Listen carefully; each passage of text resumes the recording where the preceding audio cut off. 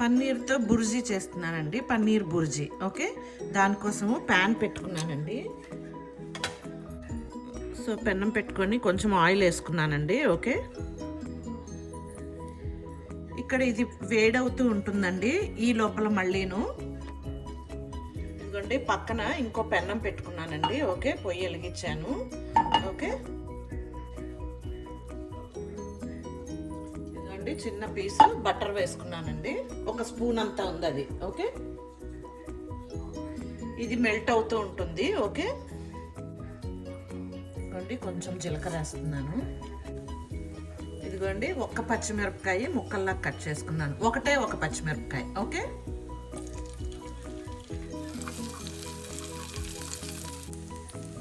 ఇదిగోండి పచ్చిమిరపకాయలు వేగిపోయాక ఆనియన్ అండి చిన్నగా కట్ చేసుకొని వేసుకుందాం. ఓకే,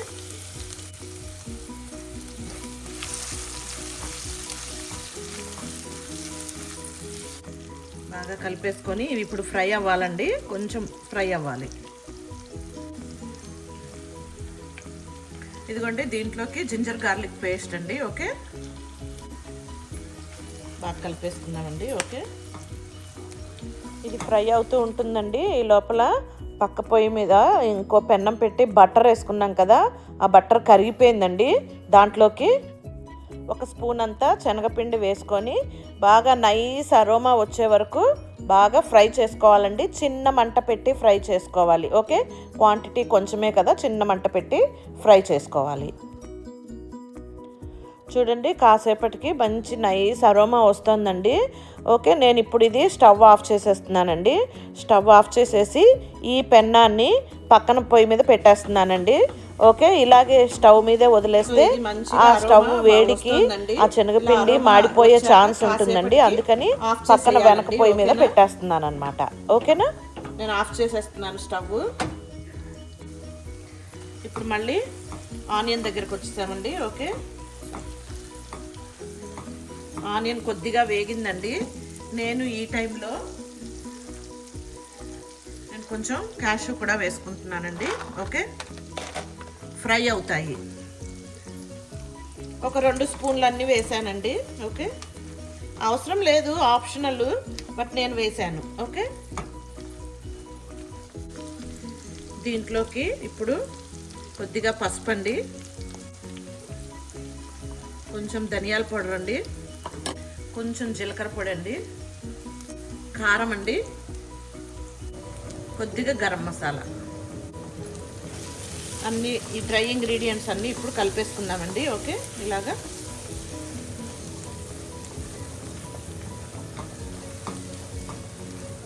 చిన్న మంట చేసేసుకోండి. డ్రై ఇంగ్రీడియంట్స్ మాడిపోకూడదు ఇప్పుడు. ఓకేనా, సాల్ట్ అండి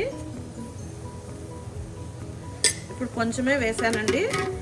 మళ్ళీ టేస్ట్ చూసుకొని ఇంకాస్త తర్వాత వేసుకుందాం. ఓకేనా, ఇది పన్నీర్ ఐటెం కాబట్టి నేను రోటీల్లోకి చేస్తున్నానండి. ఓకే, చపాతీలోకి కూడా తినచ్చు అలాగా. ఓకే, ఇది అడుగంటకుండా కొంచెం వాటర్ యాడ్ చేస్తున్నానండి. ఓకే, సో మాడిపోకుండా.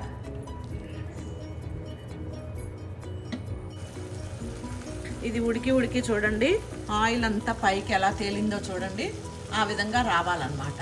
ఓకే, ఇప్పుడు ఇది బాగా ఇలాగ కలిపేసుకుందామండి. ఒకసారి కలిపేసుకొని మనం కట్ చేసుకున్న ఈ టమాటా దీంట్లో వేసేద్దామండి. ఓకే,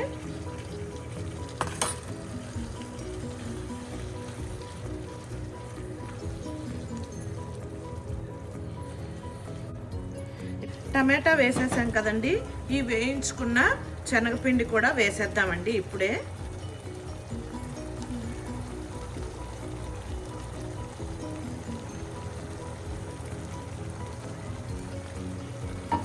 ఇది శనగపిండి అనేది కర్రీకి నైస్ అరోమా ఇస్తుందండి, అండ్ కొంచెం గ్రేవీ లాగా కూడా పనిచేస్తుంది అన్నమాట. ఓకే, అండ్ ఇప్పుడు ఇది చాలా గట్టిగా అయిపోయిందండి. సో ఇప్పుడు నేను ఇది దీంట్లోకి వాటర్ వేసుకోవాలండి, కానీ వాటర్ ప్లేస్లోని ఇదిగోండి మిల్క్ వేసుకుంటున్నాను. వేసుకొని బాగా కలిపేసేయాలండి. ఓకే, కలిపేసుకొని మూత పెట్టేసి ఉడికించుకుందామండి. ఓకే,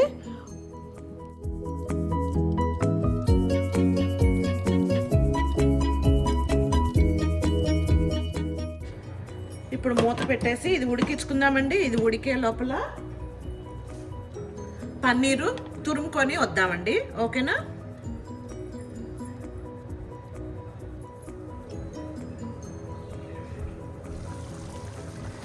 చూడండి, బాగా ఉడికిపోయిందండి. టమాటా అంతా బాగా మెత్తగా అయిపోయింది.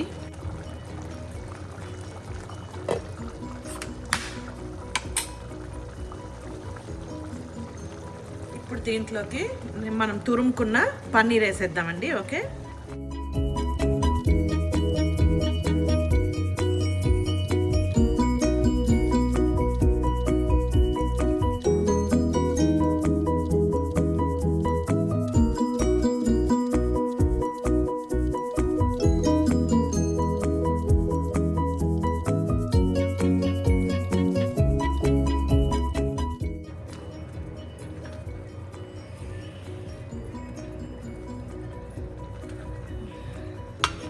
కొంచెం చిన్న మంట మీద ఇప్పుడు కొద్దిసేపు ఉడికించుకుందామండి.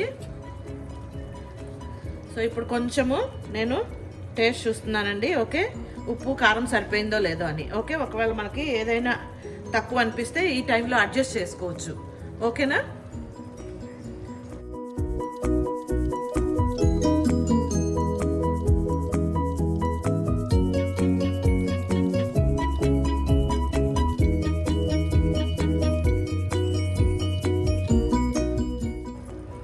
దీంట్లోకి పైన ఇప్పుడు ఇట్లా కొత్తిమీర చల్లుదామండి. ఓకే,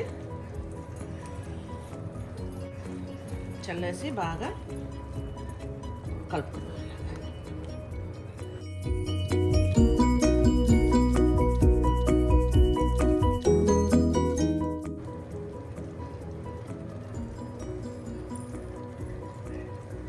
చివర్లో జస్ట్ ఒక హాఫ్ స్పూన్ అంతా కసూరి మేతి తీసుకొని ఇలాగా నలుపుతూ వేసేద్దామండి. ఓకే,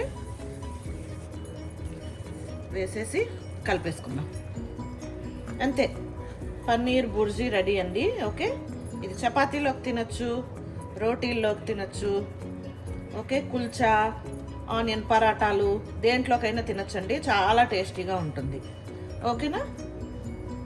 మీరు కూడా అందరూ చేసుకొని ఎంజాయ్ చేయండి. Okay, thank you. Thanks for watching. Please like, share, subscribe.